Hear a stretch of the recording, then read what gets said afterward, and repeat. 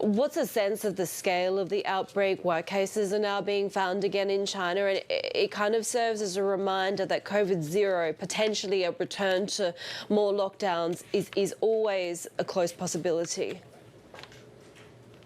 Yeah, that's right. I mean, we saw 580 cases on Saturday nationwide in China, which is the highest since late May. So we are back at that point where we are going to start to see more restrictions, more lockdown-like curbs, more lockdowns themselves put in place as they have doubled down on the COVID zero strategy of keeping COVID out, keeping COVID at a minimum.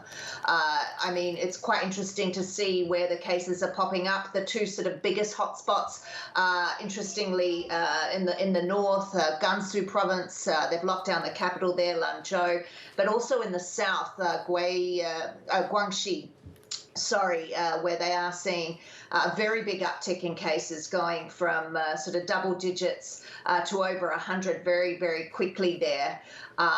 And also in Shanghai, we are starting to see sort of a steady drumbeat of cases, though many of those in quarantine. Also Macau, another interesting case there. They're still continuing to see cases despite that week-long shutdown, which is why they extended it probably over the weekend. What will the impact be on casinos then? Yeah, I mean, they've had a pretty tough time basically since COVID began. There was a nice period where gamblers from over the border in the mainland were able to come and go quite easily, and that has supported casinos. But this shutdown is definitely being felt. They're bringing in basically no revenue. They're still having to pay staff.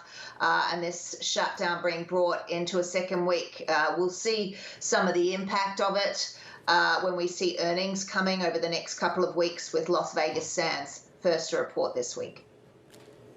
And Emma, we're seeing outbreaks elsewhere as well. Japan's infections hitting a record here in Australia, obviously in the middle of this new wave with pandemic support payments being reintroduced because so many people are off work. Is this just a seasonality kind of thing that we're seeing? Well, I mean, COVID does come in waves, right? It ebbs and flows, burns through sort of a group of people, and then sort of does have this natural sort of ebbing or decline. And we do see that countries are on sort of different wave flows. But yeah, you are seeing almost globally a real uptick. Despite it being summer in many places, people are out socializing, probably spreading the virus. And it's interesting to see how different places are responding to that. Japan, a little bit more stringent than others, raising the alert level in Tokyo, for example. Australia, bringing those payments back, but not really mandating masks or vaccinations or anything like that. It feels as though people or governments think people have moved beyond that state of being in terms of restrictions everywhere, of course, except for China.